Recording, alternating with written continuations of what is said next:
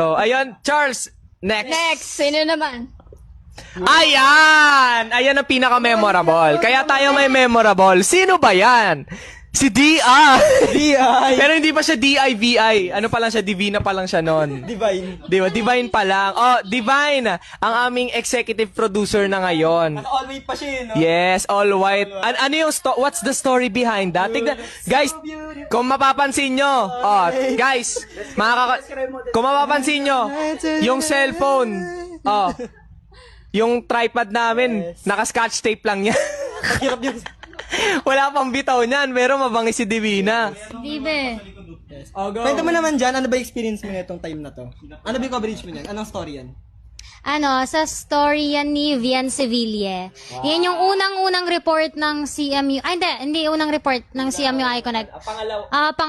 Pangalawang report ng CMU iConnect. Yes. Oo.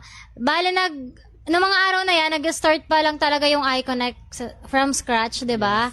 Talagang may kita nyo naman yung tripod, yung Android pa yan. Kaninong cellphone yan? Kay Kuya James? Kay Kuya James. Ay, nasa likod. Ayan. Paulit-ulit ako dyan eh. Hindi ko alam. Parang, ilang takes yun? Ilan yun? Parang nandyan tayo ng time na yun, di ba? Tagawak ng flashlight. Ilan yun? Di ko na mabilang, sobrang dami nun. Ito pa lang. 10 pataas yun eh.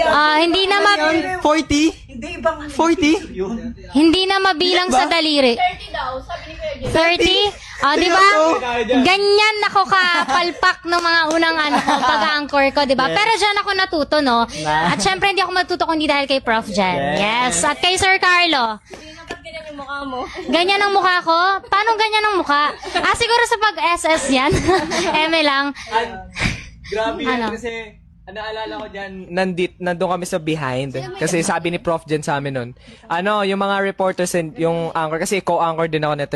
Punta ka dito sa Tao Hall. Sa Tao Hall pa kami nag-shoot, guys. CMU Hall. Sorry. Bago na pala, CMU Hall. CMU Hall siya. Wala pa kaming studio nun. So, nanghihiram lang kami ng studio kung saan kami mag-shoot. Oo, monitor pa siya ng CMU Hall. Di ba sino nag-makeup sa inyan? Ang ganda. Gusto mo Hindi, ba? ang ganda kasi. Eme kami. Tapos, parang mga ilang moments ata na paulit-ulit si Divina na nagkakamali. Tapos, kami na sa likod yung napapagod. Sa sobrang daming take ni Divina, nakabisado na namin yung sinasabi niya. Natatawa kami noon. Tapos, nung first, pinaka-last take ni Divina na nakuha niya, lahat kami, sigawan talaga kami. Si Prof. Jen, si Kuya Carlo, si Kuya Carlo at si Prof. Jen. Kaya, siguro, pinaka-proud din kay Divina. As co-anchor.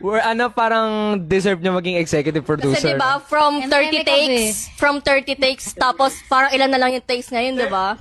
30 takes to 10 seconds. Diba? Hindi. Tsaka, sobrang gamay niya na yung live, diba? Hindi ba? Live reporting. Yes.